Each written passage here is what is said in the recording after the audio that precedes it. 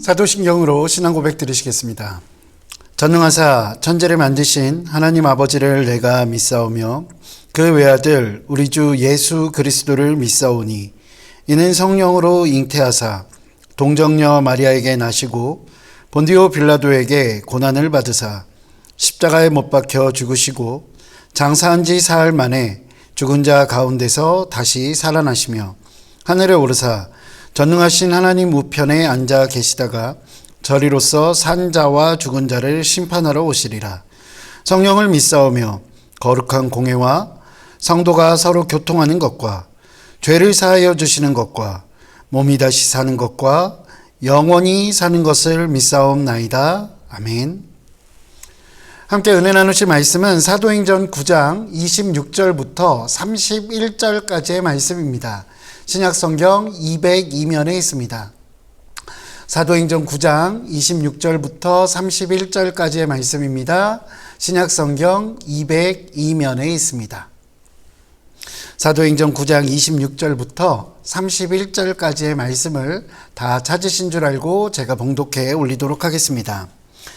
사울이 예루살렘에 가서 제자들을 사귀고자 하나 다 두려워하여 그가 제자됨을 믿지 아니하니 바나바가 데리고 사도들에게 가서 그가 길에서 어떻게 주를 보았는지와 주께서 그에게 말씀하신 일과 다메섹에서 그가 어떻게 예수의 이름으로 담대히 말하였는지를 전하니라. 사울이 제자들과 함께 있어 예루살렘에 출입하며 또 주 예수의 이름으로 담대히 말하고 헬라파 유대인들과 함께 말하며 변론하니 그 사람들이 죽이려고 힘쓰거늘 형제들이 알고 가이사랴로 데리고 내려가서 다소로 보내니라. 그리하여 온 유대와 갈릴리와 사마리아 교회가 평안하여 든든히 서가고 주를 경외함과 성령의 위로로 진행하여 수가 더 많아지니라. 아멘. 할렐루야. 오늘도 하나님께서 베푸시는 놀라운 은혜가 저와 여러분들의 삶 가운데 가득 넘치시기를 주님의 이름으로 소망합니다. 목회자로서 교회를 섬기며 바라는 가장 큰 것이 무엇입니까? 라고 스스로에게 자문해 보면 그것은 아마 하나님의 영광을 드러내는 것입니다. 라는 대답을 할 것 같습니다. 이것은 어찌 보면 사역자로서 정답과 같은 이야기라고 생각합니다. 물론 교회를 섬기면서 나 자신의 이름이 높아지고 또 내가 사랑받고 내가 가지고 있는 위치가 공고해지는 것, 그것을 바라지 않는 것은 분명 아닐 것입니다. 때로는 더 많은 사역비를 받기 원하는 마음도 분명 우리에게 있을 것입니다. 그것이 없다라고 하면 아마 그것은 거짓말일 것이라고 생각합니다. 목회자이면서도 여전히 우리는 연약한 인간이기 때문입니다. 저만 이렇게 생각하는 것은 아닐 거라고 생각합니다. 제 안에 그런 많은 욕망들이 있지만 그럼에도 불구하고 그 모든 것들을 뛰어넘어서 교회를 섬기는 것, 그것은 여전히 그 안에 하나님께서 원하시는 일, 그 일에 동참하는 것, 그것을 원하는 마음이 훨씬 더 크기 때문이라고 생각합니다. 저만 이런 것은 아닐 것이라고 생각합니다. 많은 분들, 이 새벽 기도에 함께 하시는 많은 성도님들도 역시 각자 나름대로 가지고 있는 욕망들이 있을 것이라고 생각이 듭니다. 예를 들면 정도의 차이는 있겠지만 교회를 섬기며 더 잘 되기는 내 삶이 더 잘 되기를 바라는 마음들도 분명 있을 것 같습니다. 그리고 교회 공동체라는 것 안에서 내가 더 인정받기 원하는 마음이 있을 수도 있을 것입니다. 사람에게 인정받고 싶은 마음, 그런 것은 없지만 내가 교회를 열심히 섬김으로 하나님께 인정받고 싶은 욕망, 하나님의 영광을 드러내는 것이 아니라 그것보다는 내가 하나님께 인정받고 싶은 욕망이 때로는 더 크게 나타날 때도 있을 것이라고 생각이 듭니다. 그런 것이 없다고 할지라도 내가 교회를 섬기고 예배를 드리며 조금 더 선한 사람으로서 살아가고 있다라는 마음의 만족감을 느끼고 싶은 마음들도 분명히 있을 것입니다. 이렇게 다 다르겠지만 각자의 욕망 그리고 각자의 욕심이라는 것들이 다 가지고 있는 채 우리는 교회 공동체를 이루고 있습니다.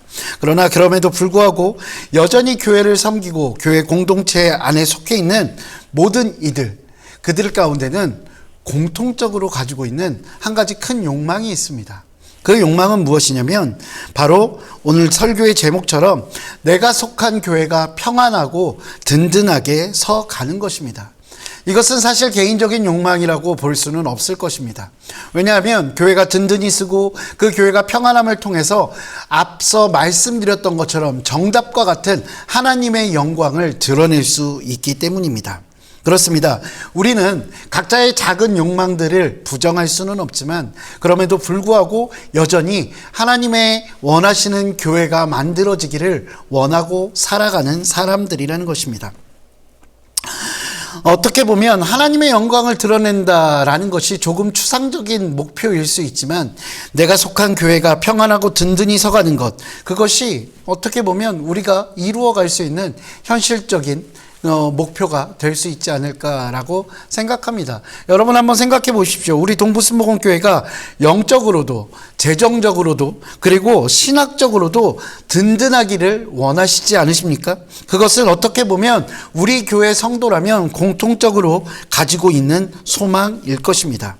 우리 교회가 서로 다투고 서로 분열해서 막 흔들리고 있는 모습, 그런 모습을 원하는 성도님은 한 분도 안 계실 것입니다. 물론 때때로 교회 안에서 작은 다툼들이 있을 수 있습니다. 그러나 그 다툼 안에는 교회가 더 아름다운 모습으로 나아가기 위한 그 마음에서 나오는 작은 트러블이라고 생각합니다. 중요한 것은 모든 교회의 성도들이 한마음 한뜻으로 그 교회가 평안하고 든든히 서가기를 원한다는 사실입니다. 그리고 오늘 본문은 교회가 그렇게 되어가는 모범을 우리에게 잘 보여주고 있습니다. 31절입니다. 그리하여 온 유대와 갈릴리와 사마리아 교회가 평안하여 든든히 서가고 주를 경외함과 성령의 위로로 진행하여 수가 더 많아지니라 라고 이야기합니다. 그리하여 교회가 더 평안하고 든든히 섰다는 것입니다. 어떻게 했기에 도대체 교회가 이런 결과를 얻을 수 있었을까요? 오늘 본문 31절에서 말하는 그리하여라는 이 말에는 사실 여러 가지 의미가 있을 수 있습니다. 크게는 스데반 집사에서부터 그 역사들을 이야기할 수도 있습니다. 그러나 가장 명확한 의미는 오늘 함께 읽으셨던 본문 26절과 27절이라고 할 수 있습니다. 26절과 27절을 제가 다시 한번 읽어드리겠습니다. 사울이 예루살렘에 가서 제자들을 사귀고자 하나 다 두려워하여 그가 제자됨을 믿지 아니하니 바나바가 데리고 사도들에게 가서 그가 길에서 어떻게 주를 보았는지와 주께서 그에게 말씀하신 일과 다메섹에서 그가 어떻게 예수의 이름으로 담대히 말하였는지를 전하니라. 사울은 제자들과 사귀기를 원했습니다. 예루살렘에 있었던 그 제자 공동체 안에서 함께 교제하기를 원했습니다. 왜냐하면 그 교제를 통해서 더욱더 성숙한 성도가 되어질 수 있고 성숙한 공동체가 될 수 있기 때문입니다. 그렇게 사울은 예루살렘으로 오게 된 것입니다. 그러나 예루살렘의 제자들은 사울을 믿지 못했습니다. 그도 그럴 것이 사울은 신뢰할 만한 모습들을 보여주지 못한 일들이 훨씬 더 많았기 때문입니다. 더욱이 3년이라는 시간 동안 사울이 잠적해 있는 그 사실들을 염두에 두었다면 아마 많은 제자들 그리고 유대인들도 사울을 단박에 믿을 수 없다라고 이야기하는 것은 당연한 일인 것입니다. 그런데 그때 바나바라는 한 사람이 등장합니다. 이미 바나바는 사도행전 4장에서 나왔었죠. 그가 자신의 소유의 토지들을 팔아서 진실한 마음으로 헌금을 했고 사도행전 11장에는 그가 얼마나 성령과 믿음으로 충만한 사람인지에 대해서 나타나고 있습니다. 아마 이스라엘 공동체, 예루살렘 공동체 안에서 바나바는 많은 이들에게 그렇게 인정받고 있었을 것입니다. 그렇게 인정받고 있던 바나바가 사울이 예루살렘 공동체 안으로 들어올 수 있도록 사울에 대해 보증하여 주고 있는 것입니다. 사울이 그 공동체 안에 안착할 수 있도록 바나바가 중재해 준 것입니다. 그 결과 사울은 예루살렘 그 공동체, 기독교 공동체의 일원이 되었고 그가 자유롭게 예루살렘 안에서 그 사람들과 교제를 나누고 함께 자유롭게 교제할 수 있게 되었다라고 오늘 성경은 이야기하고 있는 것입니다. 사랑하는 성도 여러분, 교회 공동체는 하나님의 사랑과 예수 그리스도의 은혜로 모인 공동체입니다. 그럼에도 불구하고 교회 안에는, 그 교회 공동체 안에는 수많은 갈등들이 존재합니다. 이것이 사람들이 모인 교회 공동체 안에서 일어날 수밖에 없는 일입니다. 예전에 제가 새신자 교육을 할 때 한 새신자분이 교회로 오신 것입니다. 그 교회에 오신 그 새신자분께서는 원래 신앙생활을 하고 계셨습니다. 그런데 한동안 그 신앙생활을 하고 있지 않다라고 말씀하시며 다시 새롭게 시작하기를 원하시더라고요. 그래서 왜 그 교회를 떠나셨습니까? 라고 했더니 교회 안에서 사람들과의 갈등으로 인해서 상처받고 그래서 교회를 떠났다는 것입니다. 그러면서 왜 하나님의 이름으로 모인 사람들이 왜 그렇게 다투고 갈등이 일어나는지 잘 모르겠다라고 이야기를 하시더라고요. 그래서 제가 그때 드렸던 말씀은 그것이 교회 공동체이기 때문이라고 말씀을 드렸습니다. 교회 공동체 안에 모인 사람들은 이미 완전한 사람들이 아니라 어찌 보면 완전함을 향해 나아가는 사람들의 모임이기 때문입니다.